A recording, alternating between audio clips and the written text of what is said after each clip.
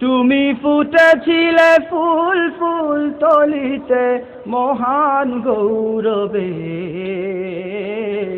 মশগুল হলো দেশ মহাদেশ তোমার সৌরভে, মশগুল হলো দেশ মহাদেশ তোমার সৌরভে।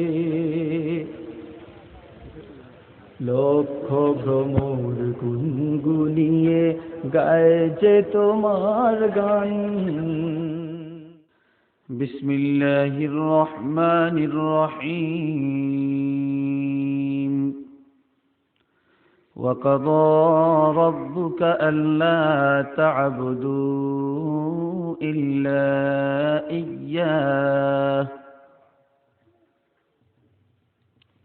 হাবিব, আপনার প্রভু রব্বুল আলামিন নির্দেশ দিয়েছেন, কাদার এক অর্থ ওসিয়ত, কাদার এক অর্থ ওসিয়ত, বিশেষভাবে একান্তভাবে আল্লাহ অর্ডার দিয়েছেন, নির্দেশ দিয়েছেন, সন্তান যেন, মানুষ যেন আমি আল্লাহর ইবাদত ছাড়া আর কারো ইবাদত না করে। অর্থাৎ তোমরা আমার ইবাদত করবা, আর কাহারও ইবাদত করিও না। আল্লাহ তা'বুদু, শুধুমাত্র আমার ইবাদত করবে, আমার দাসত্ব ছাড়া, আমার ইবাদত ছাড়া আর কাহারও ইবাদত করবে না। আমরা আল্লাহ দুনিয়াতে আমগরে পাঠাইছেন ইবাদতের জন্য। কিসের জন্য? আমি প্রশ্ন করলে সুন্দর করে বলবেন, কি জন্য পাঠাইছেন? সিটারি, বাটপারি, ধোঁকাবাজি, মন গড়া চলার জন্য, খেল তামাশার জন্য, গান বাজনার জন্য, নাটকের জন্য, সিনেমার জন্য তো আল্লাহ পাঠান না। মদ খাওয়ার জন্য আল্লাহ পাঠান না। শয়তানি আচরণ করার জন্য আল্লাহ পাঠান না। আল্লাহ পাঠাইছেন আল্লাহর নির্দেশ মেনে, রসুল পাকের সুন্নত তরিকায় ইবাদত করে জীবনটা কাটানোর জন্য পাঠাইছেন। এই জিন্দিগিটাই ইবাদতের জিন্দিগি। বিসমিল্লাহির রহমানির রহিম। ওয়ামা খালাকাতুল জিন্না ওয়াল ইনসা ইল্লা লিয়াবুদুন।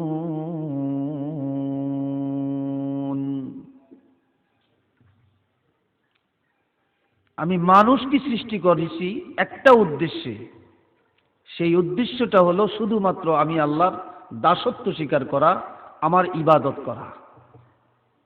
বান্দা আমার ইবাদত করবি, আমার ইবাদতের জন্যই আমি সৃষ্টি করছি, অন্য কোনো উদ্দেশ্যে আমি সৃষ্টি করি নাই। আল্লাহ যে বান্দাকে সৃষ্টি করছেন, সৃষ্টির উদ্দেশ্য হলো ইবাদত। চিল্লিয়া বলেন কি? ইবাদতের উদ্দেশ্যে আল্লাহ সৃষ্টি করছেন। তো এই জন্য আল্লাহ বলছেন, আল্লাহ তা'বুদু ইল্লা ইয়্যাহ। বান্দা শুধুমাত্র আমি আল্লাহর ইবাদত করবি, আমার উপাসনা ছাড়া, আমার ইবাদত ছাড়া আর কাহারও ইবাদত করিও না। এই কপাল দিয়া আমি আল্লাহকে সেজদা করবে, আর কারো কাছে সেজদা করবে না। এই চোখ দিয়া যেই বস্তু দেখা যায় তার কাছে কপাল লাগাইয়া সেজদা করা, এটা শিরক। আর এই চোখ দিয়া যে আল্লাহকে দেখা যাবে না, ওই আল্লাহর জন্য কপালটা জমিনের মধ্যে লাগাইয়া আর ওই আল্লাহর নির্দেশ মানিয়া চলা, এটার নাম ইবাদত। এটা ঈমান। এটা কি? ঈমান। যেই বস্তু দেখা যায় সেই বস্তুকে, সেই বস্তুর ইবাদত করা, তার উপাসনা করা, এটা হইল শিরক। কথা বুঝলেন তো? ওয়াবিল ওয়ালিদাইনি ইহসানা। বান্দারে আমার ইবাদত যখন শেষ হয়ে যাবে, আমার ইবাদতের পরে প্রত্যেকটি মানুষ তাদের পিতামাতার সাথে সদাচরণ করবে। তাহলে প্রথমে আল্লাহর ইবাদত, তারপরে পিতামাতার খেদমত। ইবাদত আল্লাহর জন্যে, খেদমত পিতামাতার জন্যে। খেদমত কার জন্যে? পিতামাতার জন্যে। আমার প্রাণের ভাইরা, হযরত বাহাজ ইবনে হাকিম আল্লাহর হাবিব রাহমাতুল লিল আলামিনকে প্রশ্ন করলেন, ইয়া রাসূলুল্লাহ, মান আহাক্কু বিহুসনি সাহাবাতি। হে রাসূল, আমার কাছে সদ্ব্যবহার পাওয়ার অধিক উপযুক্ত কে? ক্বালা উম্মুকা, নবী বললেন তোমার মা। কুলতু সুম্মা মান, আমি জিজ্ঞাসা করলাম তারপরে কে? ক্বালা উম্মুকা, দ্বিতীয়বার নবী বললেন তোমার মা। কুলতু সুম্মা মান, তৃতীয়বারে আমি প্রশ্ন করলাম, ইয়া রাসূলুল্লাহ, তারপরে কার খেদমত করব? তৃতীয়বারে নবী বললেন, ক্বালা উম্মুকা, তোমার মা। তাহলে প্রথমবারও মার খেদমতের কথা, দ্বিতীয়বারও মায়ের কথা, তৃতীয়বারেও মায়ের কথা, চতুর্থবারে যখন প্রশ্ন করলাম, কুলতু সুম্মা মান, তারপরে কি? ক্বালা আবুকা, তারপরে তোমার পিতা। কুলতু সুম্মা মান, তারপরে কে? নবী বললেন, ক্বালা আদনাকা আদনাকা, এরপরে তোমার আত্মীয় স্বজন, পাড়া প্রতিবেশী। কন্যা সুবহানাল্লাহ। মায়ের কথা কয়বার? জোরে বলুন না। বাপের কথা? কি বাপের দাম কমে গেল নাকি? কি বাপের দাম কমে গেছেন?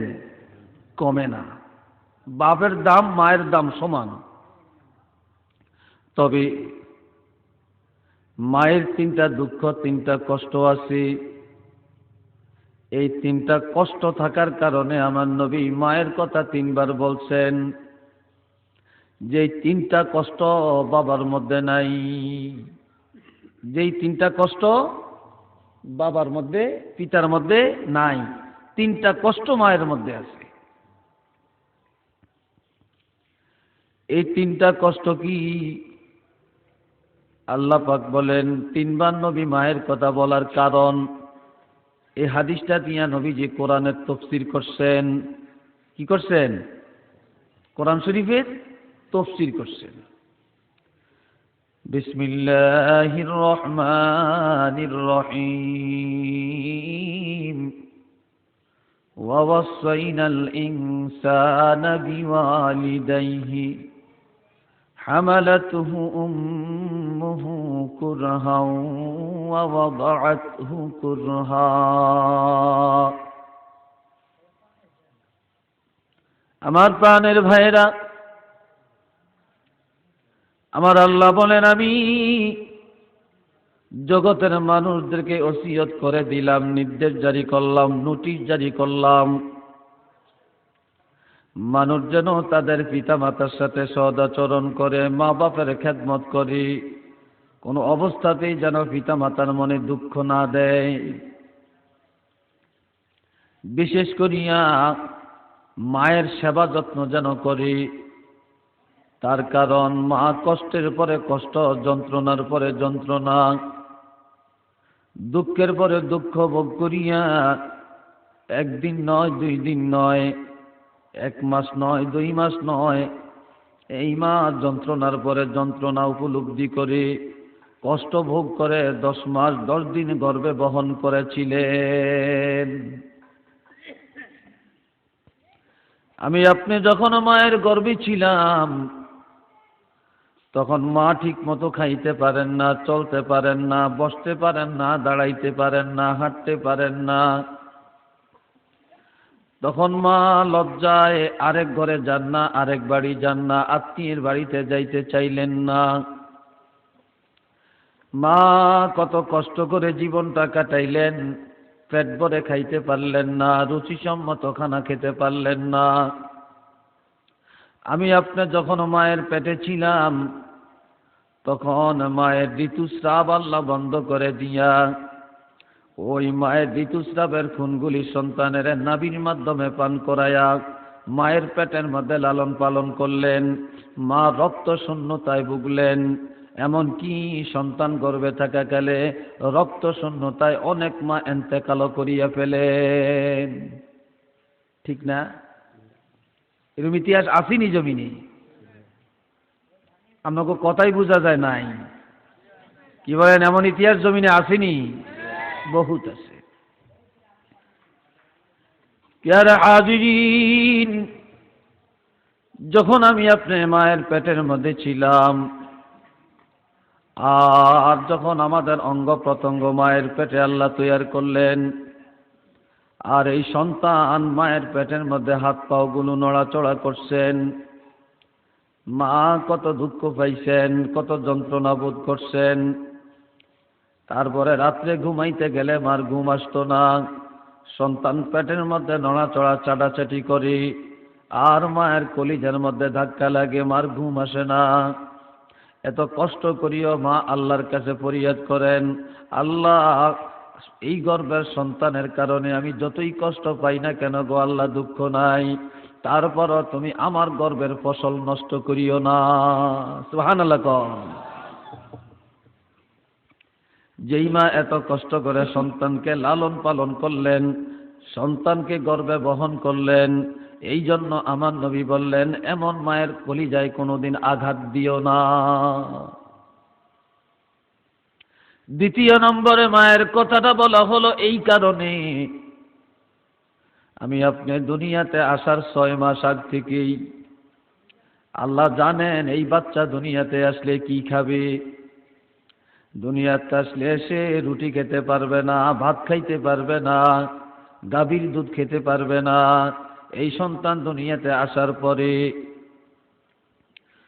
আঙ্গুর খেতে পারবে না, আপেল খেতে পারবে না, হরলিক্স খাওয়া যাবে না, ডানো খাইতে পারবে না। কাজেই এই সন্তানের রুচিসম্মত খাবারের ব্যবস্থা আমার আল্লাহ মায়ের বুকের মধ্যে আয়োজন করে দিলেন। এমন রুচিসম্মত খাবারের মায়ের বুকের খাবারের ব্যবস্থা আল্লাহ করলেন। একদিন নয়, 2 দিন নয়, 2 বছর পর্যন্ত মা দুধ পান করাইলেন। সুবহানাল্লাহ কন। করাইছেননি না? করান না? 2 বছর পর্যন্ত দুধ পান করাইছেন, আর এমন রুচিসম্মত খানা আমার আল্লাহ খাওয়াইছেন। وفصاله في عامين, যে একেবারে পাতলাও না, একেবারে ঘনও না, একেবারে কড়া মিষ্টিও না, একেবারে হালকা মিষ্টিও না, তারপরে একেবারে গরমও না, একেবারে ঠান্ডাও না। সন্তানের রুচি মুআফেক খানার আয়োজন আল্লাহ করলেন। আর মা সন্তান যখন কাঁদতেছিল, মা সব বন্ধ করে সন্তানের খানা আগে খাওয়াইলেন। রাত্রিবেলায় মা ঘুমান না, কখন সন্তান কাঁদে তখন উঠিয়া মা আগে সন্তানের দুধ পান করাইয়া আগে সান্ত্বনা দেন। সুবহানাল্লাহ কন। এই জন্য আমার নবী বলছেন, মায়ের কলিজায় কোনোদিন আঘাত দিও না। এরপরে মায়ের কথা নবী বললেন যে দুনিয়ার জমিনে প্রসব বেদনার ব্যথাটা কেমন দুনিয়ার কোনো বাবা বলতে পারবে না। পারবনি? দুনিয়ার কোনো বাবার বলার ক্ষমতা নাই। যখন আমাদের দুনিয়াতে আসার সময় হয়ে গেল, মার পেটের মধ্যে পেইন শুরু হলো, মার খানা বন্ধ হয়ে গেল, আরামায়েশ বন্ধ হয়ে গেল, জবাই করে দেওয়া মুরগির মতো ছাটাছাটি শুরু করলো। স্বামীর কাছে মাপ চাইলো, শাশুড়ি আম্মার কাছে ক্ষমা চাইয়া নিলেন, আপনজনের কাছে মাপ চাইলেন, ক্ষমা করে দেন, জীবনে আর বাঁচার আশা নাই। এ বাবাজিরা, কোন মা 2 দিন, 3 দিন, 5 দিন, 7 দিন, 10 দিন, 15 দিন ব্যথায় ভোগে। আবার অনেক মায়েরা প্রসব বেদনার ব্যথায় যন্ত্রণা সহ্য করতে না পেরে এই সময় অনেকে শাহাদাত বরণ করে। এই জন্য প্রসব বেদনার কষ্টের সময় যেই মা ইন্তেকাল করে ওই মাকে আমার আল্লাহ শহীদের মর্তবা দান করে দেন। আরেকটু জোরে কন্যা সুবহানাল্লাহ। কিসের মর্তবা দেন? শহীদের মর্তবা দান করেন।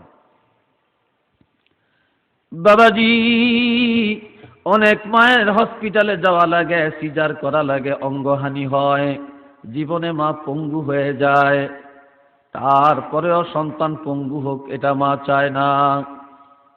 বাবাজি, মায়ের পেটের মধ্যে আস্তে আস্তে যখন পেইন বাড়তে থাকে, এই সময় সন্তানের পাওটা থাকে নিচে, মাথা থাকে উপরে। আমার আল্লাহ মায়ের পেটে বেদনা সৃষ্টি করে দিয়া মাথাটা নিয়ে আসেন নিচে, পাওটা নিয়ে যান উপরে। আর আল্লাহ পাক একজন ফেরেশতা মায়ের গর্ভে পাঠাইয়া দেন। ওই ফেরেশতা মায়ের গর্ভে যায়া সন্তানের পায়ে দুনিয়া একটা টান মারি, সন্তান লম্বা হইয়া যায়। আর মায়ের কলিজার মধ্যে লাথি লাগাইয়া দেয়, ধাক্কা লাগিয়া যায়। ওই মায়ের কলিজার মধ্যে ধাক্কা দিয়া দুনিয়াতে আসি। আর মা চিৎকার করে জমিনে পড়িয়া গড়াগড়ি করি। মায়ের দুনিয়ার কোনো খবর নাই। 2 দিন 3 দিনও অনেক মায়ের জ্ঞান ফিরিয়া আসে না। এরপরে সন্তান দুনিয়াতে আসার পরে ওয়া ওয়া করে যখন কাঁদতে আরম্ভ করি, ওই কান্নার আওয়াজটা যখন মায়ের কানে গিয়া পৌঁছে, তখন মায়ের জ্ঞান ফিরিয়া আসে। কন্যা সুবহানাল্লাহ। ঠিক নি? এই সময় যেই মায়ের মধ্যে এত যন্ত্রণা, এত ব্যথা, এত দুঃখ, আমার প্রাণের বাইরা রে, আর ওই সন্তানের কান্নার আওয়াজটা যখন মায়ের কানের মধ্যে লাগি, তখন মায়ের ব্যথা, যন্ত্রণা, দুঃখ, মনের কষ্ট বারোয়ানি দূর হইয়া যায়। এরপরে মা শুধু সন্তানের দিকে তাকায়। কাছে যারা থাকে তাদেরকে বলি, আমার বাচ্চাটাকে পরিষ্কার করিয়া আমার বুকের মধ্যে জড়াইয়া দিই। মায়ের বুকের মধ্যে যখন বাচ্চাটা দেয়, মা যখন বাচ্চার উপরে হাতটা দিয়া ওই বাচ্চাকে বুকের মধ্যে জড়াইয়া ধরি, তখন মায়ের জিন্দিগির সকল কষ্ট দূর হইয়া যায়। আরেকবার চিল্লিয়া কন্যা সুবহানাল্লাহ। এই জন্য আমার নবী বলছেন যে মা এত কষ্ট করে প্রসব বেদনার যন্ত্রণা ভোগ করছেন, পৃথিবীর কোনো পুরুষ জানে না, বলতে পারবে না এই যন্ত্রণা কেমন। কাজেই এমন মার কলিজায় কোনোদিন আঘাত দিও না, এমন মায়ের সেবা বেশি বেশি করো। সুবহানাল্লাহ কোন। বাবাজি, এরপরে 4র্থ নম্বরে বাবার কথা বললেন। কেননা বাবার কথা বললেন এই কারণে, আমার নবী প্রথমবার, দ্বিতীয়বার, তৃতীয়বার মার কথা কইয়া 4র্থবার বাপের কথা বললেন। এটার পিছনেও তো কারণ আছে, আছে না? এখন বাবার মধ্যে একটা যন্ত্রণা যেটা মায়ের মধ্যে নাই, সেটা হলো বাবা জন্মদাতা, বাবা জন্ম দিয়েছেন, এরপরে সন্তানের লালন পালন করেন, এই সন্তানের জন্য অর্থ যোগান দেন, সন্তানের প্রকৃত মানুষ করেন, সন্তানকে বাঁচানোর জন্য, খাওয়ার জন্য, বাড়িঘর করিয়ে দেওয়ার জন্য, লেখাপড়া করানোর জন্য বাবা আর কোটি কোটি টাকা সন্তানের পিছনে ব্যয় করেন। এই সন্তানের মুখের দিকে তাকায়া বাবা বাজারে যায়া পেটের খিদা খান খান করে খায় না, কিন্তু সন্তানের খাবার আগে নিয়ে আসেন। বাবা চোখের কামড় খায়া, পোকের কামড় খায়া মাঠে কাজ করেন, পানিতে ভিজেন, রোদ্রে শুকান, বাবার কত ঘুম হারাম করিয়া দেন, কত বিদেশ রোজায়া পড়িয়া থাকেন, কত অফিস আদালতে পড়িয়া থাকেন, এরে দিনের পর দিন, মাসের পর মাস, বছরের পর বছর বিদেশে পড়িয়া থাকি, বিভিন্ন কষ্ট দুঃখ যন্ত্রণা ভোগ করিয়া এই সন্তানের জন্য অর্থ যোগান দেন। সুবহানাল্লাহ কন্যা দেয়নি? সন্তান জামা চাইলে আগে সন্তানের জামাটা বানিয়ে দেন, সন্তানের ঔষধ লাগলে বাবা আগে সন্তানের ডাক্তারের কাছে নেন। কিন্তু বাবার দেহের মধ্যে রোগের অভাব নাই, বাবা ডাক্তারের চিন্তা করে না, বাঁচার চিন্তা করে না, দেহের চিন্তা করে না, সুখ শান্তির চিন্তা করে না, কিন্তু সন্তানের রোগ শোক দেখলে বাবা সহ্য করতে পারে না। বাবা কান্দে করে করে হসপিটালে নিয়ে যায়, বাবা গাড়ি ভাড়া করে নিয়ে যায়, টাকা না থাকলে আরেকজনের থেকে ধার নেয়, এই সন্তানের বাঁচানোর জন্য জমিন বিক্রি করে, গাছ বিক্রি করে, গরু বিক্রি করে, সোনা বিক্রি করে, করিয়া হলেও সন্তানের বাঁচানোর ব্যবস্থা করেনি। বন্ধুরা আমার, যে বাবা এইভাবে সন্তানের জন্য অর্থ যোগান দেন, হাজার হাজার টাকা সন্তানের পিছনে ব্যয় করেন, ঈদের সময় আসলে সন্তানের মুখে হাসি ফুটাইবার জন্য বাবা বাজারে যায় আগে আগে সন্তানের পছন্দের বাজার করিয়া দেন, কিন্তু বাবা মা তাদের পছন্দের সদাইয়ের চিন্তা করে না, কিন্তু সন্তানের মুখে হাসি ফুটানোর ব্যবস্থা করেন। আর এই সন্তানের কত কান্দে কইরা নিলেন, কত বাবারে বিরক্ত করলো, এইটা কি ওইটা কি, কিন্তু বাবা ভদ্রশীলভাবে জবাব দেয়, আর মাঝে মাঝে সন্তানের জড়াইয়া চুমা খায়। বাবা বিরক্ত বোধ করেন না, সন্তান যতই বিরক্ত করে বাবা বিরক্ত হন না, আর কোনোদিন হাতের মধ্যে ধরিয়া নিক্ষেপ করিয়া ফেলাইয়া দেন না। এই জন্য আমার নবী বলছেন, যেই বাবা এত কষ্ট করিয়া টাকা রুজি করি, যেই বাবা কান্দে করিয়া তোমাদেরকে পালি, যেই বাবা ডাক্তারের কাছে নিয়ে যায়, যেই বাবা তোমাদের লেখাপড়ার খরচ দেয়, যেই বাবা তোমাদের কষ্ট করিয়া খানির আয়োজন করেন, জমিনের মধ্যে চাষাবাদ করেন, রৌদ্রের আলো ভোগ করেন, মেঘের মধ্যে ভিজেন, শীতের মধ্যে কনকনে শীত পোহান, কাজে ওই বাবার কলিজায় কোনোদিন আঘাত দিও না। চিল্লায়া কন্যা সুবহানাল্লাহ। আমার প্রাণের ভাইরা, এরপরে বললেন আদনাকা আদনাকা, কাজী মা বাবার সাথে অসদাচরণ করা যাবে না। অনুরূপভাবে পাড়া প্রতিবেশী এবং আত্মীয় স্বজন যারা আছেন তাদের সঙ্গে সদাচরণ করবি, এলাকার মুরব্বীদের সাথে সদাচরণ করবি, এলাকার মুরব্বীদের সাথে বেয়াদবি করা যাবে না, বাড়ির মানুষের মনে কষ্ট দেওয়া যাবে না। পাড়া প্রতিবেশী আত্মীয় স্বজনের সঙ্গে সব সময় ভালো ভালো কথা বলা লাগবে, ভালো ভালো আচরণ করা লাগবে। সুবহানাল্লাহ। এই জন্য আমার আল্লাহ পাক বলেন, ওয়াবিল ওয়ালিদাইনি ইহসানা। আমি আল্লাহর দাসত্বের পরে, আমার ইবাদতের পরে, আমার হুকুম আহকাম মানার পরে, আমার হাবিবের সুন্নত তরিকা আমল করার পরে তোমরা কি করবা? দুনিয়ার মানুষের আরে মা বাবার সদাচরণ করবা, পিতা মাতার খেদমতে লাগিয়া যাইবা। আমার নবীর মা নাই, আমার নবীর আব্বা নাই, অর্থাৎ নবীর আব্বাকে নবী দেখেন না। নবী যখন মায়ের গর্ভে ছিলেন নবীর আব্বা ইন্তেকাল করেন। 6 বছরের সময় আমার নবীর মা ইন্তেকাল করেন। আরবের প্রথা অনুযায়ী যেই দুধমা দুধ পান করা হতো, নবীর মাও নাই, নবীর বাপও নাই, নবীর একজন দুধমা আছেন। হযরত তুফাইল রাদিয়াল্লাহু তাআলা আনহু থেকে হাদিস, তিনি বলেন, রাআইতুন নাবিয়্যা সাল্লাল্লাহু আলাইহি ওয়াসাল্লাম, আমি দেখেছি আল্লাহর হাবিবকে ইয়াকসিমু লাহমান, গোশত কাটিয়া কাটিয়া বন্টন করে, বিল জিআরজানাতে, জিআরজা নামক জায়গার মধ্যে।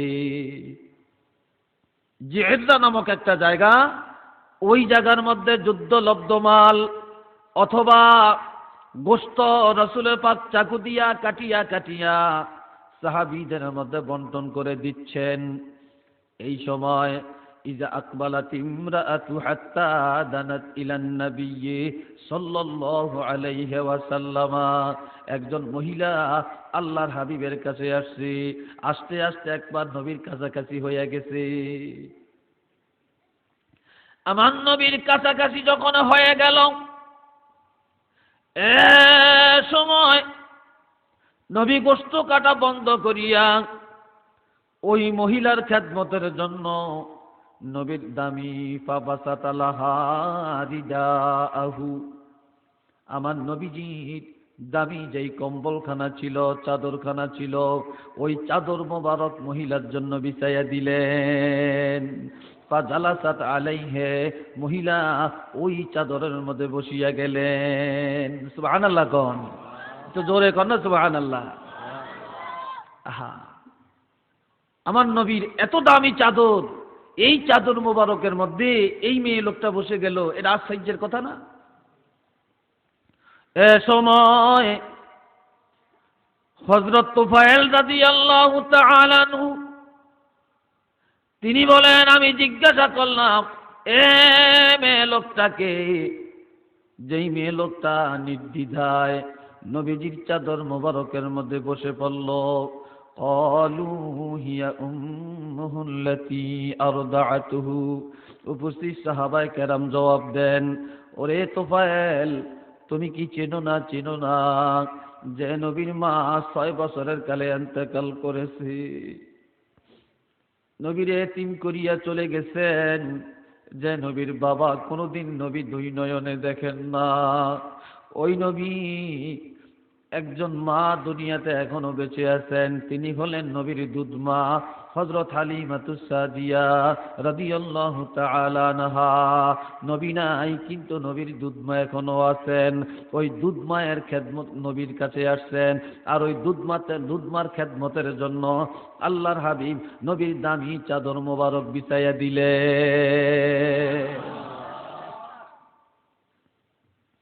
আমগো মায়ের জন্য আমরা কি করি? আমাদের মায়ের জন্য আমরা কি করি? বাপের জন্য আমরা কি করি? আর আমার নবী দুধমার জন্য কি করলেন? দুধমার জন্য কি করলেন দেখেন। এই জন্য আল্লাহ পাক বলেন, ওয়াবিল ওয়ালিদাইনি ইহসানা। মানুষের উচিত তারা যেন মা বাপের সাথে সদাচরণ করে, পিতামাতার কলিজার মধ্যে আঘাত না দেয়। إما يبلغن عندك الكبر أحدهما أو كلاهما فلا تقل لهما أف ولا تنهرهما وقل لهما قولا كريما। আমার আল্লাহ বলেন, যখন তোমাদের পিতামাতা দুইজন বৃদ্ধকালে পরিণত হবে বা বুড়াকালে উপনীত হবে, অথবা পিতামাতা দুইজনের একজন যখন বুড়া হয়ে যাবে, বৃদ্ধকালে তোমরা পাবে, তোমাদের কাছে উপস্থিত হবে, তখন ফালা তাকুল লাহুমা উফফিন।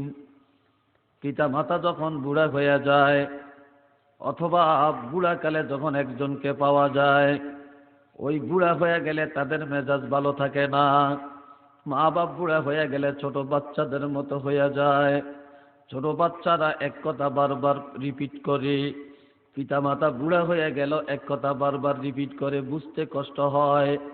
তবে জানিয়ে রাখো, বৃদ্ধকালে মা বাপকে পাইলে, মা বাপের দুইজনের একজনকে যখন পাবে, তখন এমন আচরণ মা বাপের সঙ্গে করিও না, এমন কথা বলিও না, এমন যন্ত্রণা দিও না, যেই যন্ত্রণার কারণে, যে আচরণের কারণে তাদের মনে দুঃখ পাবে, তারা মুখ দিয়া উহ বা আহ শব্দ বলবে। সুবহানাল্লাহ কোন। অথবা এর ব্যাখ্যাটা এইভাবেও করা যায়, যখন তুমি ছোট ছিলা, তুমি তোমার মায়ের চুলে ধরিয়া কত টান মারছো, কত ব্যথা মায় পাইছে।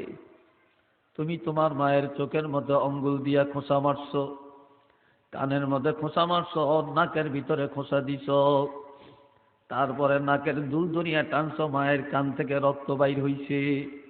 কোনদিন মা তোমারে কোলের থেকে উষ্টা দিয়া ফেলে দেয় না? দিছেননি? দেন না। তুমি তোমার বাবাকে কত কষ্ট দিছ, তারপরও বাবা তোমার খানা বন্ধ করে না, বাড়ির থেকে তোমাকে তাড়িয়ে দেয় না। আর ওই মা বাপের কথাবার্তায় বুড়া হয়ে গেলে, তাদের মেজাজ খারাপ হয়ে গেলে, তারা কিছু কথাবার্তা বলবে, তাদের কথাবার্তায় তুমিও দুঃখ প্রকাশ করিও না। সুবহানাল্লাহ কোন। ওয়ালা তানহারহুমা। আর মা বাবার সাথে কখনো ধমক দিয়া কথা বলবা না, জিক্রি দিয়া কথা বলবা না। এর মা বাপের ধমক দেওয়া হারাম, মা বাপের ধমক দেওয়া হারাম, জিকরি দিয়া কথা বলা হারাম, চোখ রাঙ্গায়া কথা বলা হারাম। চোখ রাঙ্গায়া মা বাপের সঙ্গে কথা বলবা না, ধমক দিয়া কথা বলবা না, তারপরে তোমরা জিকরি দিয়া কথা বলবা না, শরীর গিজি বিজি দিয়া কথা বলবা না, তোমরা মা বাপের সঙ্গে সুন্দর ব্যবহার করবা। ওয়াকুল লাহুমা কাওলান কারীমা, ওয়াকুল লাহুমা কাওলান কারীমা। মা বাবার সাথে ভদ্রচিত ভাষায় কথা বলবি, নম্রচিত ভাবে কথা বলবি, সুন্দর সুন্দর ভাষায় কথা বলবি। মার কলিজায় আঘাত দিও না, বাবার কলিজায় দিও না। যেইভাবে কথা বললে তারা খুশি হবে, যেইভাবে আচরণ করলে তারা আনন্দ পাবে, ওইভাবে তাদের সঙ্গে কথা বলবা। চিল্লায়া কন্যা সুবহানাল্লাহ। আর একটু জোরে কন। একজন যুবক মায়ের সাথে সামান্যতম একটু আচরণের কারণে, বেয়াদবির কারণে মা মনের মধ্যে ব্যথা নেন, মনের দুঃখ নিয়ে শব্দটা বলেন। এই শব্দটা যখন বলে আর এই দাবিটা মাফ করাইবার জন্য এই যুবক মাকে কান্দে করিয়া করিয়া 7 দিন পর্যন্ত বাইতুল্লাহর চারিদিক দিয়া তাওয়াফ করে। এই 7 দিন বাইতুল্লাহর চারিপাশে দিয়া তাওয়াফ করিয়া নবীজির কাছে যাইয়া কাঁদতে কাঁদতে বলে, ইয়া রাসূলুল্লাহ, আমি আমার মার সাথে এমন একটু বেয়াদবি করছিলাম, যেই বেয়াদবির কারণে আমার মা অন্তরে দুঃখ পাইয়া আহ বা বলছে। আর এই দাবিটা মাফ করাইবার জন্য আমি আমার মাকে কান্দে করে করে 7টা দিন বাইতুল্লাহ চারিদিক দিয়া তাওয়াফ করাইছি। মারে তাওয়াফ করাইলাম, আমি যে মাকে কান্দে করে তাওয়াফ করাইলাম, আমার এই অপরাধটা আল্লাহ মাফ করবেন কিনা?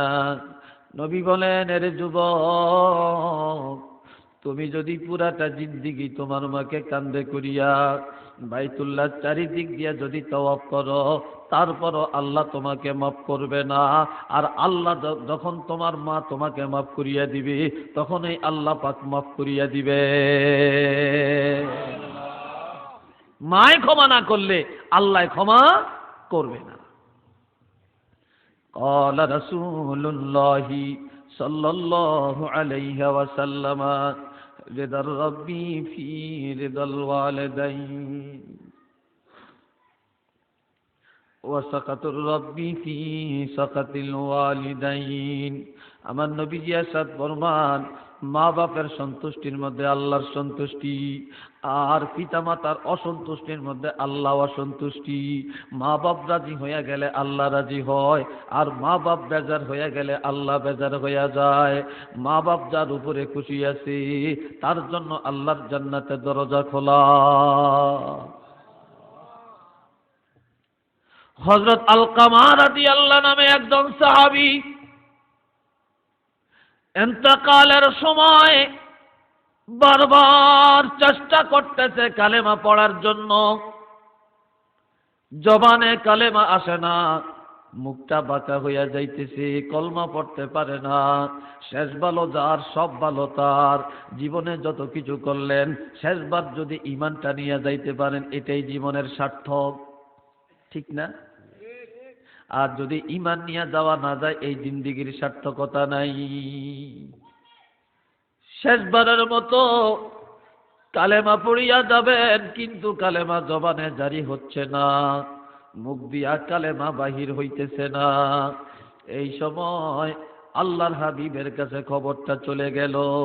নবীজি দৌড়িয়া হযরত আলকামার কাছে আসলেন। তিনি নজরটা দিয়ে বুঝতে পারলেন আলকামার মায়ের অন্তরে কোনো ব্যথা আছে। জিজ্ঞাসা করলেন, তার মা আসেনি? কয় আছে। কয় তার মা আসেনি? কয় আছে। কয় তার মাকে নিয়ে আসো। মা যখন আসছে, কয় ও বুড়িমা, ও গো বুড়িমা, ও আলকামার মা, নিশ্চিত তোমার অন্তরের মধ্যে কোনো দুঃখ থাকার কারণে, কোনো ব্যথা থাকার কারণে মৃত্যুর সময় তোমার সন্তানের মুখ দিয়া কলেমা জারি হয় না। তুমি তোমার ছেলেটারে মাফ করিয়া দাও। তুমি যদি ক্ষমা না করো, আল্লাহ তাকে ক্ষমা করবে না, সে বেঈমান হইয়া কবরে যাবে। তুমি তাকে মাফ করিয়া দাও। মেয়ে লোকটা কাঁদতে কাঁদতে বলেন, ওগো আল্লাহর হাবিব, ইয়া রাসূলুল্লাহ,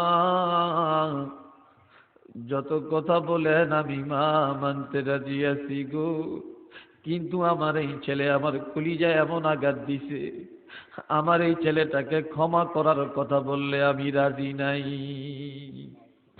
আমি তাকে ক্ষমা করতে রাজি নাই। চিল্লায়া কন্যা সকলে নাউযুবিল্লাহ। এই সময় নবী আমার বললেন, রে সাহাবীরা, তোমরা লাকড়ির যোগান দাও। কিসে? লাকড়ি। লাকড়ির যোগান দিয়া আগুন জ্বালিয়ে দাও। যখন ধাউ ধাউ করে আগুন জ্বলে উঠবে, আর ওই উত্তপ্ত আগুনের মধ্যে এই আলকামা রাদিয়াল্লাহকে পড়াইয়া ছাই করিয়া দাও। বলে, কেন? এ তো জিন্দা। কয়, যেই সাহাবী বেঈমান হইয়া কবরে যাবে, মায়ের মনে ব্যথা দিয়া কবরে যাবে, ওই মায়ের মনে ব্যথা দিয়া কবরে যাওয়ার কারণে মৃত্যুর পরেই তো সে জাহান্নামে চলিয়া যাবে, জাহান্নামের কঠিন আযাব ভোগবে। কই, যেই ছেলের জন্য জাহান্নাম ওয়াজিব হইয়া গেছে, তাকে দুনিয়াতে দুনিয়ার আগুন দিয়া পোড়াইয়া দিতে অসুবিধা কি? যখন আগুন জ্বালাইয়া দেয়, ধাউ ধাউ করে আগুন জ্বলিয়া উঠে, এ সময় সাহাবীরা হাতে পায়ে ধরিয়া টানা হেঁচড়া করে এ আলকামা রাদিয়াল্লাহকে যখন আগুনের মধ্যে পড়াইয়া দেওয়ার জন্য নিয়ে রওনা করি, এই সময় বুড়িমা দৌড়ে আসছে। এই আগুন দেখিয়া মা অস্থির হইয়া বলতেছেন, ইয়া রাসূলুল্লাহ, এই আগুনের মধ্যে কারে পালাইবেন? কয়, তোমার ছেলেরে। কয়, কি জন্য? কয়, তুমি যদি তোমার ছেলেরে মাফ করবা না, তাহলে আল্লাহ অত মাফ করবে না, আর তুমি মাফ করবা, আল্লাহ মাফ করবে। যেহেতু তুমি মাফ করতে রাজি হও না, তোমার ছেলে তো জাহান্নামের আগুনে জ্বলবে, এই জন্য তারে জিন্দা দুনিয়ার আগুনে পোড়াইয়া দেই। বুড়ি কাঁদতে কাঁদতে বলেন, ইয়া রাসূলুল্লাহ, ইয়া হাবিবাল্লাহ, নবী গো, আমার কলিজার মধ্যে যত যন্ত্রণাই থাকুক না কেন, যত ব্যথাই হোক না কেন, আমার সামনে আমার ছেলেটা আগুনের মধ্যে জ্বলবে, আমার জিন্দা ছেলেটা হাউ মাউ করবে, গড়াগড়ি করবে গো, আমি মা কেমনে সহ্য করব? ইয়া রাসূলুল্লাহ, আমার ছেলেটারে জিন্দা পোড়াইয়েন না, আমি আমার ছেলেটারে মাফ করিয়া দিলাম, আমি তারে মাফ করিয়া দিলাম, আপনিও তাকে মাফ করিয়া দেন। এই কথা বলার সঙ্গে সঙ্গে হযরত আলকামা রাদিয়াল্লাহু তাআলা নূর জবান খুলিয়া গেল। তিনি চিল্লায়া চিল্লায়া বলতে শুরু করলেন, লা ইলাহা ইল্লাল্লাহু মুহাম্মাদুর রাসূলুল্লাহ সাল্লাল্লাহু আলাইহি ওয়াসাল্লাম। আলকামার নসিবে ঈমান হয়ে গেল, ঈমান নিয়ে সে কবরে চলিয়া গেল।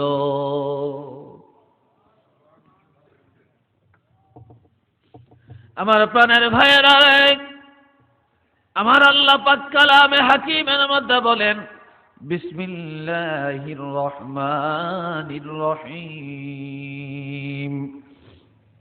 ওয়াকফিদ লাহুমা জানাহাদ যুল্লি মিনার রাহমা ওয়াকুর রাব্বিরহামহুমা কামা রাব্বায়ানি সগীরা।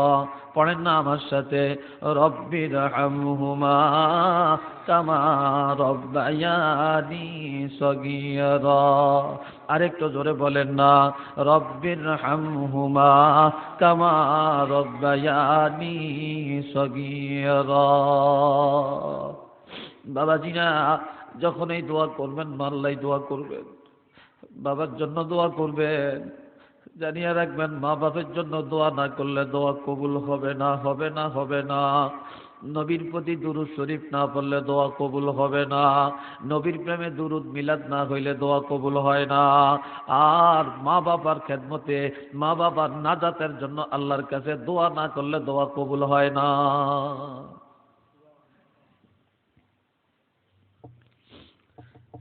মুরগির বাচ্চা, মুরগি যখন বাচ্চা ডিমের থেকে বাচ্চা ফুটায়, আর এই বাচ্চাগুলা মায়ের পিছে পিছে থাকে, মা ঠুরকায়া ঠুরকায়া যখন খানি খায়, আর বাচ্চাগুলো মায়ের দেখা দেখা ঠুরকায়া খানা খায়, খায়নি? কিন্তু মা সন্তানের দেখাইয়া দেয় কেমনে খাবে, মা ঠুরকাইয়া দেখাইয়া দেয়, কিন্তু মা খায় না, বাচ্চারে দেখাইয়া দেয়, তো বাচ্চা অনুকরণ করিয়া করিয়া খায়। আবার মা বাচ্চাদের দিকে খেয়াল রাখে, আবার মা মাঝে মাঝে কর কর কর কর করিয়া ডাকে, মা গলাটা লম্বা করিয়া গাছের দিকে তাকায়, এদিক সেদিক তাকায় কোনো চিল আসিয়া, কোনো বাজ পাখি আসিয়া বাচ্চারে সো মারিয়া নিয়ে যায় কিনা। আসেনি এরকম? আমার প্রাণের বাবাজিরা রে, এরে কলিজার টুকরা যুবকেরা, তোমাদের হাতে পায়ে ধরিয়া বলি, আমি নেসার আহমদ, মায়ের কলিজায় বাবার কলিজায় আঘাত দিও না, আঘাত দিও না। আমার আপনার শিশুকালে আমাদের মা বাপ এইভাবে আমাদেরকে খানা শিখাইছে, তার নিজে না খাইয়া বাচ্চাকে কসলিয়া কসলিয়া খানা খাওয়াইছে, নরম খানা খাওয়াইছে, খাওয়াইছিনি? নরম খানাগুলো খাওয়াইছে। আর যখন ওই মুরগি যখন দেখে একটা সিল অথবা একটা কাক আসি একটা বাচ্চাকে সো মারে, তখন বাচ্চাকে সো মারার আগে মুরগি যে সেই কাকটাকে সো মারার চেষ্টা করে। আর যখন বাচ্চাটা নিয়ে যায় তখন মুরগি আর দিশ থাকে না, দিশাহারা হইয়া যে একবার পানির মধ্যে লাফ দেয়, আবার গাছের মধ্যে ঝাঁপ দেয়, আবার দেওয়ালের উপরে ঝাঁপ দিয়া তার বাচ্চাটাকে পাখির মুখ থেকে আনার জন্য চেষ্টা তদবির চালায়, চালায়নি? এভাবে আমার আল্লাহ বলেন, ওয়াখফিদ লাহুমা জানাহাদ যুল্লি মিনার রাহমা। মুরগি যখন দেখে একটা কাক আসছে, তখন সে আস্তে আস্তে তার পাখনা দুইটা এইভাবে মেলিয়ে দেয়, মেলিয়ে দেওয়ার পরে বাচ্চাগুলা বুঝতে পারে মা সংকেত দিয়েছেন কোনো বিপদ আসতেছে।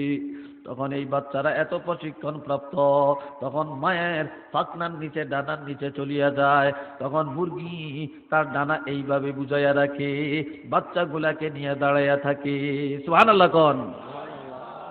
ও দুনিয়ার মানুষেরা, আমার আল্লাহ বলছেন, যখন তোমার মা বাপ দুইজন বুড়া হয়ে যাবে, যখন ঠিক মতো দাঁড়াইতে পারবে না, যখন ঠিক মতো বসতে পারবে না, যখন তোমার বাবার গোসল করার ক্ষমতা থাকবে না, তোমার মায়ের হাঁটার ক্ষমতা থাকবে না, তোমার মার বসার ক্ষমতা থাকবে না, দাঁড়ানোর ক্ষমতা থাকবে না, ভাত মুখে দেওয়ার ক্ষমতা থাকবে না, এনে পানি মুখে দেওয়ার ক্ষমতা থাকবে না, তখন ওই মুরগি যেভাবে তার বাচ্চাকে ডানার নিচে রাখিয়া লালন পালন করে, আর তোমার মা বাপ যখন ক্ষমতা হারিয়ে ফেলবে, তখন তোমরা তোমাদের মায়ার ডানা দিয়া, তোমাদের আদর যত্ন দিয়া তোমাদের মা বাপকে লালন পালন করবে। সুবহানাল্লাহ। আর দোয়া করবা, কি দোয়া? রব্বির হামহুমা কামা রব্বায়ানি সগীরা। পড়ে জোরে বলেন না, রব্বির হামহুমা কামা রব্বায়ানি সগীরা। আমার প্রাণের বাবাজিরা রে, বনি সালমা গোত্রের একটা যুবক ছেলে এমন কান্নাকাটি শুরু করলেন। কষ্ট হচ্ছে নাকি আপনাদের? বিরক্ত লাগছে নাকি? মাশাআল্লাহ। আমার প্রাণের বাবাজিরা শুনে নেন, বনি সালমা গোত্রের একটা যুবক, যুবকটার মা নাই, বাবা নাই, মা বাপ নাই। এই মা বাপ নাই ছেলেটা এত কান্নাকাটি শুরু করিয়া দিলেন। কানতে কানতে কানতে কানতে আমার প্রাণের নবী রহমাতুল লিল আলামিনের দরবারে আসছেন। নবীর কাছে এসে কানতে কানতে বলেন, নবী গো, আমার মা নাই, আমার বাবা নাই, আমার মনে চায় আমার মা বাবার একটু খেদমত করতাম। হাল বাকিয়া মিন বাদনি আবাওয়াইয়া শাইউন আবাররুহুমা বিহি বা'দা মাউতিহিমা। ইয়া রাসূলুল্লাহ, আমার মাও নাই, আমার বাপও নাই, তবে আমার মা বাপের খেদমতের কোনো অংশ আমার জন্য বাকি আসেনি, এন্তেকালের পরে আমি কোনো খেদমত করতে পারবো নি। সুবহানাল্লাহ কন্যা। অনেকে দেখেন যখন মা বাপ থাকে তখন তার টাকা পয়সা থাকে না, খেদমত করতে পারে না। মা বাপ চলিয়া গেছে, এখন সে কোটিপতি হয়ে গেছে, লক্ষপতি হয়ে গেছে, এখন ওই সন্তান নামাজ পড়িয়া আল্লাহর কাছে কান্দে, আরেকজনে মা বাপের খেদমত করলে সে দেখিয়া দেখিয়া চোখের পানি ফালাইয়া কান্দে আর বলে, হায় রে, যেদিন আমার মা ছিল তখন আমার ক্ষমতা ছিল না, আমার বাবা যখন ছিলেন তখন আমার খেদমতের সুযোগ ছিল না, আমি গরিব ছিলাম, পছন্দের খানা বাবারে খাওয়াইতে পারি না, মাকে খাওয়াইতে পারি না, আমি ছিলাম অভাবী। আজকে আমার টাকার অভাব নাই, আমার সম্পদের অভাব নাই, আমার মা বাবার খেদমত করার সুযোগ আমার আসছে রে, কিন্তু আজকে আমার মাও নাই, আমার বাপও নাই।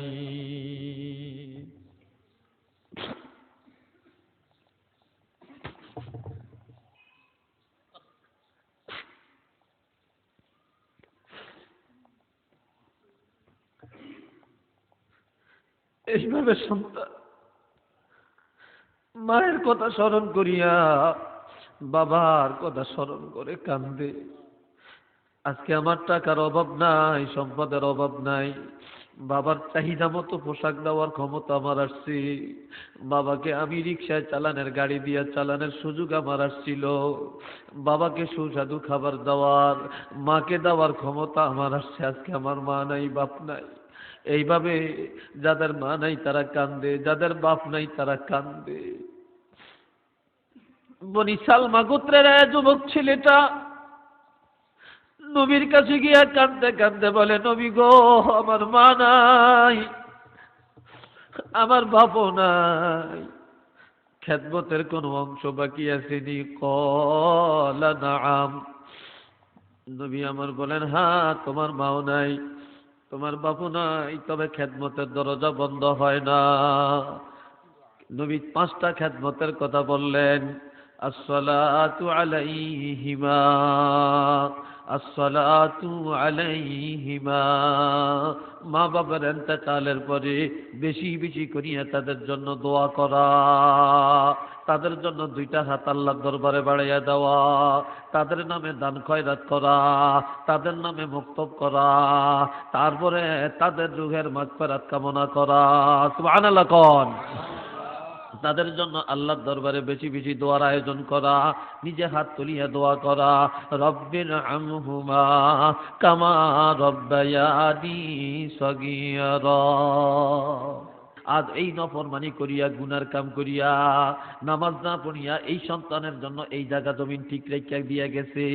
কাজেই যেই মা বাপ এত গুনার বোঝা নিয়ে কবরে চলে গেছেন, ওই মা বাপের গুনাহগুলি আল্লাহর কাছে মাপ চাওয়া, আল্লাহ আমাদের মা বাপের গুনাহগুলি মাফ করিয়া দেন, এইভাবে তাদের গুনাহ মাপ চাওয়া। সুবহানাল্লাহ।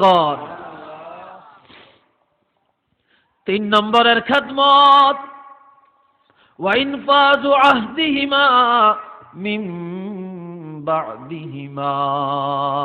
মা বাপের ইন্তেকালের পরে তাদের ওসিয়ত পূর্ণ করা, তারা জিন্দা থাকতে যা ওসিয়ত করে গেছেন ওই ওসিয়তগুলি পূর্ণ করা, তারা ঋণ থাকলে ঋণ আদায় করিয়া দেওয়া, এবং তারা এই দুনিয়াতে কত জায়গা কিনে গেছে রেজিস্ট্রি করতে পারে না, তাদের পক্ষ থেকে রেজিস্ট্রি করিয়া নেওয়া, কারো কাছে জমিন বিক্রি করছে রেজিস্ট্রি করতে পারে না, তাদের পক্ষ থেকে জমিনটা রেজিস্ট্রি করিয়া দেওয়া, কোনো মসজিদে ওয়াদা করছে 10,000 টাকা দিবে, দিয়া যাওয়ার সুযোগ পায় না, তার পক্ষ থেকে সেই মসজিদের ঋণ আদায় করিয়া দেওয়া, মাদ্রাসার মধ্যে নিয়ত করছে 1% জায়গা দিবে কিন্তু দিয়া যাইতে পারে না, ওই বাবার পক্ষ থেকে তুমি ছেলে সেই ওয়াদাটা পূর্ণ করিয়া দেওয়া।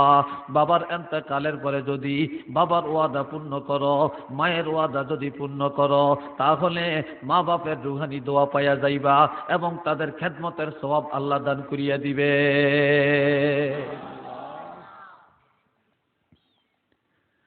4 নম্বরের খেদমত হলো ওয়াসিলাতুর রাহিমিল্লাতী লা তুসালু ইল্লা বিহিমা। মা বাপের ইন্তেকালের পরে তাদের আত্মীয় স্বজনের সাথে সদাচরণ করা, যেই আত্মীয়ের সঙ্গে সম্পর্ক রাখা কঠিন, তারা ব্যতীত তোমাদের জন্য কঠিন, ওই কঠিন সম্পর্ককে সহজ করিয়া নেওয়া। অর্থাৎ বাবা তোমার বোনের বিয়ে দিয়ে গেছে, তারপরে তোমার বোন ভগ্নিপতি আছে, তোমার ফুফা ফুফি আছে, তোমার খালা খালু আছেন, তোমার মামা মামি আছেন, তোমার চাচা চাচি আছেন, এরা তোমার বাপের মায়ের আত্মীয়, ঠিক না? এরা মা বাপের আত্মীয় না? এরা তোমার পিতা মাতার আত্মীয়। ওই তোমার পিতা মাতা থাকলে আজকে তারা কত খোঁজ খবর নিত, কাজেই তোমার মা বাবার ইন্তেকালের পরে তারা যেন যন্ত্রণা বোধ না করে, তারা যেন অবহেলিত না হয়, ওই তোমার বোনের সাথে সম্পর্ক রাখবা, তোমার ভগ্নিপতির সাথে ভালো আচরণ করবা, এবং তোমার খালা আম্মার সঙ্গে, তোমার খালুর সঙ্গে, তোমার ফুফার সঙ্গে, তোমার ফুফির সঙ্গে, তোমার চাচা চাচির সঙ্গে ভালো আচরণ করবা, তাদের সঙ্গে সম্পর্ক বজায় রাখবা, এবং দুঃখ সুখে তাদের সঙ্গে পরামর্শ করবা, পরামর্শ করিয়া যুক্তি পরামর্শ করিয়া কাজ করবা, যুক্তি পরামর্শ থেকে সরিয়া রাখবা না, তাদের সঙ্গে সম্পর্ক ছিন্ন করিও না। সম্পর্ক বজায় রাখলে মা বাবার খেদমতের সওয়াব পাইবা। জোরে কন, আরেকটু আসতে বলেন।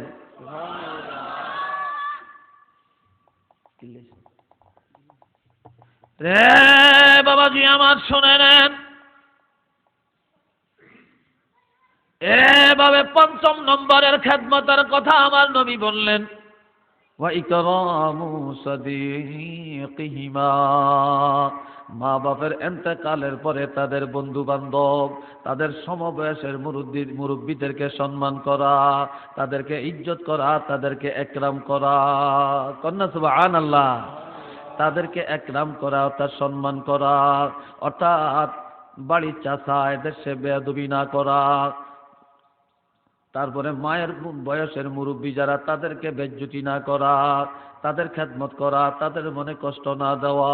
عن ابن عباس رضي الله تعالى عنه قال قال رسول الله صلى الله عليه وسلم ما من ولد بار ينظر إلى والديه نظر رحمته إلا كتب الله له بكل نظرة حجة مبرورا قالوا يا رسول الله وإن نظر كل يوم 100 مرة قال نعم الله أكبر وأطيب।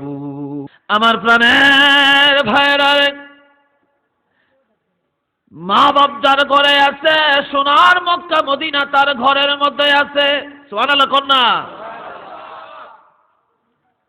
আমার নবীজি বলেন, হযরত আব্দুল্লাহ ইবনে আব্বাস রাদিয়াল্লাহু থেকে হাদিস বর্ণিত, আমার প্রাণের নবীজি রহমাতুল লিল আলামিন ইরশাদ ফরমান, যখন কোন সুসন্তান নেক সন্তান ওই মা বাপের কাছে যায়া বুড়াকালে, যখন মা বাপের কাছে যায়া মায়ার নজরে দয়ার নজরে মা বাপের দিকে একটা নজর দিবে, যদিও বাবার চেহারা এখন আর ভালো নাই, মায়ের দিকে তাকাইতে মনে চায় না, মায়ের চোখের মধ্যে কেতুর পড়ে, মায়ের চোখের পানিগুলো বায়া বায়া পড়ে, তারপরে এই দুই গালের দুই পাশে দিয়া পানির পিক বায়া বায়া পড়ে, লোল পড়ে, তারপরেও মা বাপরে ঘৃণা না করিয়া যেই সন্তান মায়ের কাছে যায়া মায়ের মুখের লুলগুলি মুছিয়া দিল, মায়ের চোখের কেতুরগুলো মুছিয়া দিল, ওরে বাবার মুখগুলা ছোট করিয়া দিল, বাবার মুখটা মুছিয়া দিল, বাবার চোখটা পরিষ্কার করিয়া দিল, মায়ার নজরে যখন মা বাপের দিকে নজরটা দিল, এই নজরটা দেওয়ার লগে লগে আমার আল্লাহ একটা করে কবুলি হজের সওয়াব দিয়ে দিবে।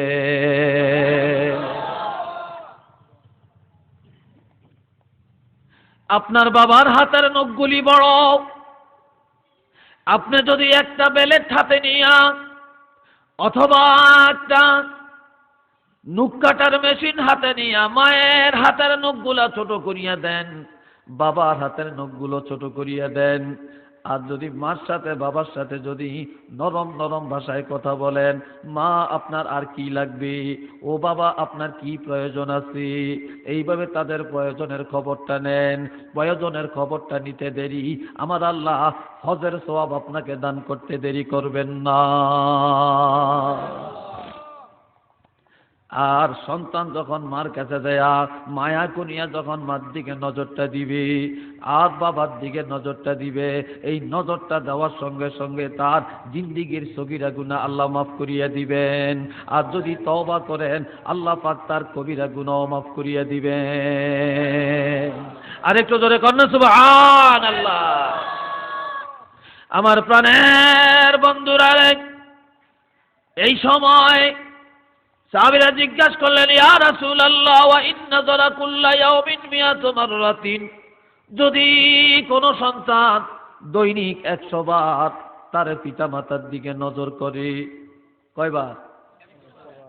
100 বার যদি নজর করে 100টা হজের সওয়াব পাওয়া যাবে কিনা? ক্বালা নাআম, ক্বালা নাআম। আমার নবী বললেন হ্যাঁ হ্যাঁ। আল্লাহু আকবার ওয়া আতিয়াবু, রাওয়াহু মুসলিম।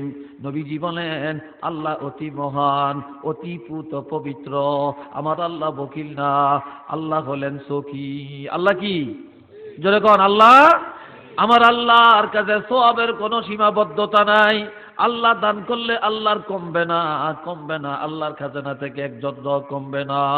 সুতরাং যখনই মা বাবার দিকে নজর দিবা বা যতবার নজর দিবা, সেটা 100 বার হোক আর 200 বার হোক আর 1000 বার হোক, দৈনিক যতবার নজর দিবা ততগুলি হজের সওয়াব আল্লাহ দিবে। আর একটু জোরে করেন সুবহানাল্লাহ।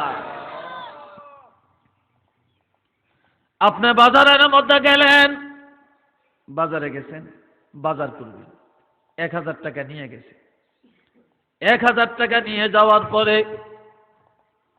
এখন আপনি 900 টাকার বাজার করছেন, 100 টাকা এখনো আপনার পকেটের মধ্যে আছেন।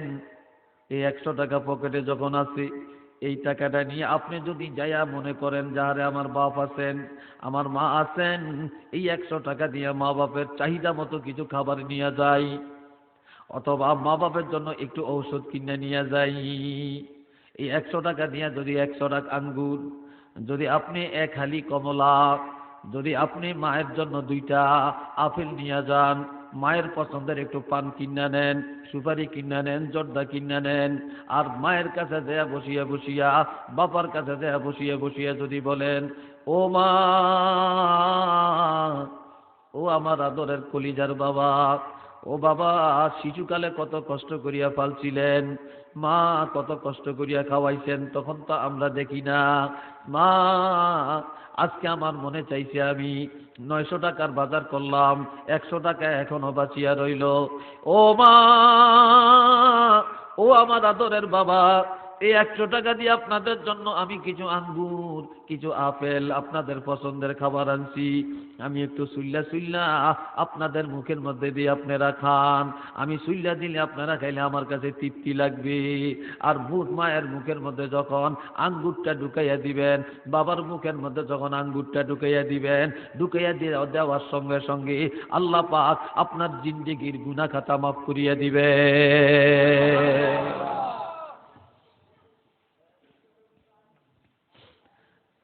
عن ابن عباس رضي الله تعالى عنه قال قال رسول الله صلى الله عليه وسلم من أصبح مطيعا لله في والديه أصبح له بابان مفتوحان من الجنة وإن كان واحدا فواحدا ومن أمسى عاصيا لله في والديه أصبح له بابان مفتوحان من النار وإن كان واحدا فواحدا قال رجل وإن ظلماه قال رسول الله صلى الله عليه وسلم وإن ظلماه وإن ظلماه وإن ظلماه رواه مسلم أو كما قال عليه الصلاة والسلام।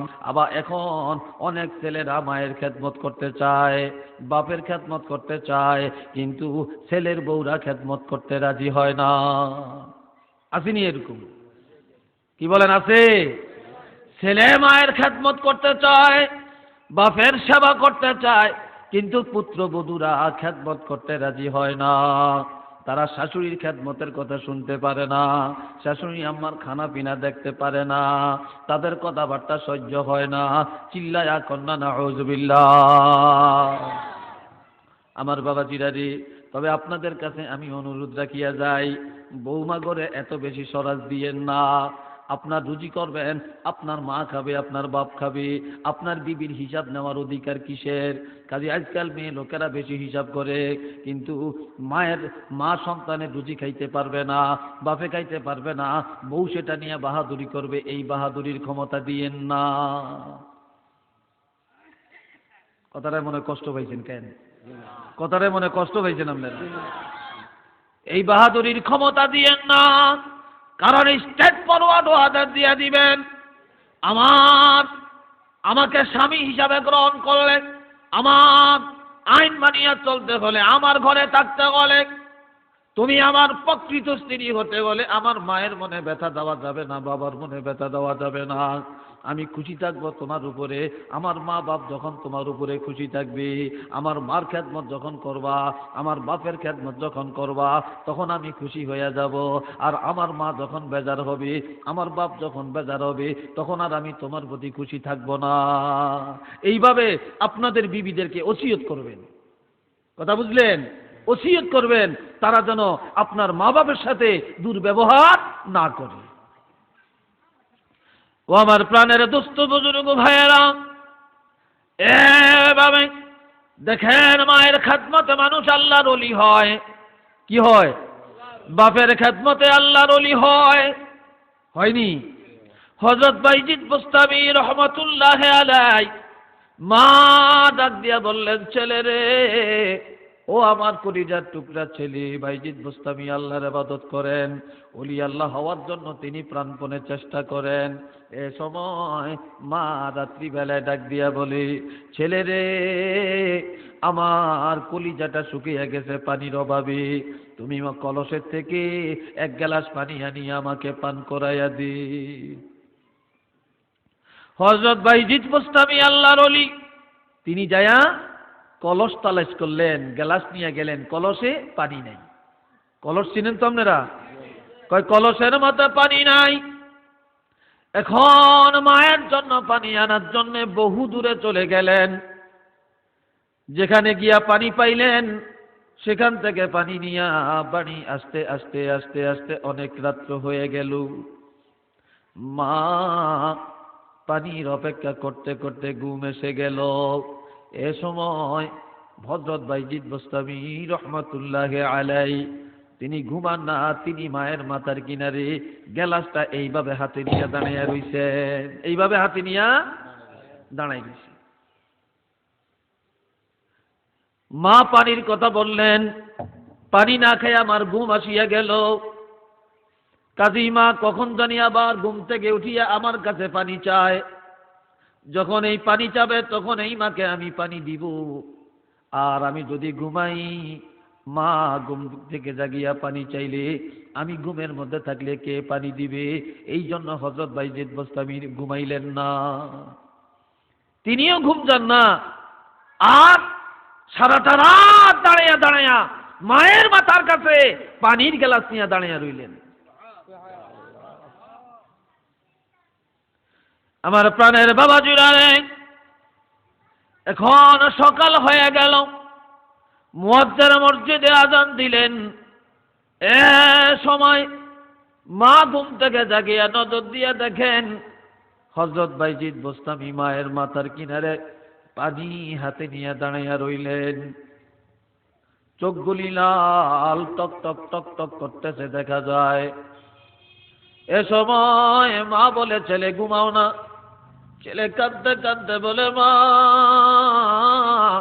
কার জন্য ঘুমাবো গো মা? পানি চাইলেন, কলসে পানি ছিল না। পানি আনার জন্য বহু দূরে চলে যাই, পানি নিয়া আস্তে আস্তে মা রাত্র গভীর হয়, আপনি ঘুমিয়ে গেলেন, আপনার কষ্ট হবে, এই জন্য আমি ঘুম থেকে জাগাই না, আর আমিও ঘুমাই না, সারাটা রাত পানি নিয়ে দাঁড়াইয়া থাকি। বাইজিদের হাত থেকে মা পানির গ্লাস নিয়া যখন পানি পান করলেন, পানি পান করিয়ে আমার আল্লাহ দরবারে দোয়া করলেন, একটা মুনাজাত দিলেন, আয় আল্লাহ, আমার যে বাইজিদ পানির গেলা সাথে নিয়ে সারাটা রাত দাঁড়াইয়া রইল গো আল্লাহ, সারাটা রাত দাঁড়াইয়া রইল, আল্লাহ আরামের ঘুম হারাম করিয়া দিল। আল্লাহ, আমার এই বাইজিদকে তুমি সুলতানুল আরিফিন বানাইয়া দাও। আরো জোরে করে সুবহানাল্লাহ। সঙ্গে সঙ্গে হযরত বাইজিদ বুস্তামিকে আল্লাহ এই মায়ের দোয়ার বরকতে ওলি আল্লাহ বানাইয়া দেন। আরো জোরে করে সুবহানাল্লাহ। আর হযরত বাইজিদ বুস্তামি এখন নজর করলেই তার চোখের সামনে তামাম জগৎটা আয়নার মতো দেখতে পান। সুবহানাল্লাহ কোন। এই কার দোয়ায় আল্লাহর ওলি? বাপের দোয়ায় হয় না? হ্যাঁ, এটা তো মায়ের উদাহরণ। বাপের দোয়ায় ওলি আল্লাহ হয় না, পিতা মাতার দোয়ায় সন্তান আল্লাহর ওলি। কি দোয়া কালেকশন হইব না? কালেকশন হইব নি? আবার দিকে দোয়া কমবি যেতাম কোন তা। হ্যাঁ, সাল্লাল্লাহু আলা সাইয়্যিদিনা ওয়া মাওলানা মুহাম্মদ ওয়া আলিহি ওয়া আসহাবিহি ওয়া সাল্লাম। সাল্লাল্লাহু আলা সাইয়্যিদিনা ওয়া মাওলানা মুহাম্মদ ওয়া আলিহি ওয়া আসহাবিহি ওয়া সাল্লাম। তো একটা হাদিস পড়ছিলাম, ওই হাদিসটা অর্থ কয়া এখনো শেষ করতে পারতেছি না। অর্থাৎ হযরত আব্দুল্লাহ ইবনে আব্বাস রাদিয়াল্লাহু থেকে হাদিস, আল্লাহর নবী ইরশাদ ফরমান, কেউ যদি মা বাপ দুইজনকে আল্লাহর সন্তুষ্টির জন্য, মা বাপকে রাজি খুশি করার জন্য মা বাপের খেদমতে রাতটা কাটায়, অথবা কোন সন্তানের উপরে মা বাপ রাজি খুশি থাকিয়া রাত কাটিয়ে দেয়, ঘুম গেল রাতটা কাটিয়ে দিল, সকাল হওয়ার সঙ্গে সঙ্গে ওই সন্তানের জন্য আল্লাহ পাক দুইটা জান্নাতের দরজা খুলে দেন। ওয়াইন কানা ওয়াহিদান ফাওয়াহিদা, আর একজন রাজি থাকলে একটা জান্নাতের দরজা আল্লাহ খুলে দেন। আর যদি মা বাপ সন্তানের উপরে নারাজ থাকিয়া, অসন্তুষ্ট থাকিয়া ঘুম যায়, আবার সকাল করিয়া দেয়, তাহলে আল্লাহ পাক তার জন্য দুইটা জাহান্নামের দরজা খুলিয়া দেন। আর একজন নারাজ থাকলে একটা জাহান্নামের দরজা আল্লাহ খুলে দেন। এই সময় এক ব্যক্তি বললেন, ইয়া রাসূলুল্লাহ, মা বাপ যদি জুলুম করে? নবী তিনবার বলছেন, যদিও জুলুম করে, যদিও জুলুম করে, যদিও জুলুম করে, তারপরেও পিতা মাতার সাথে জুলুম করা যাবে না।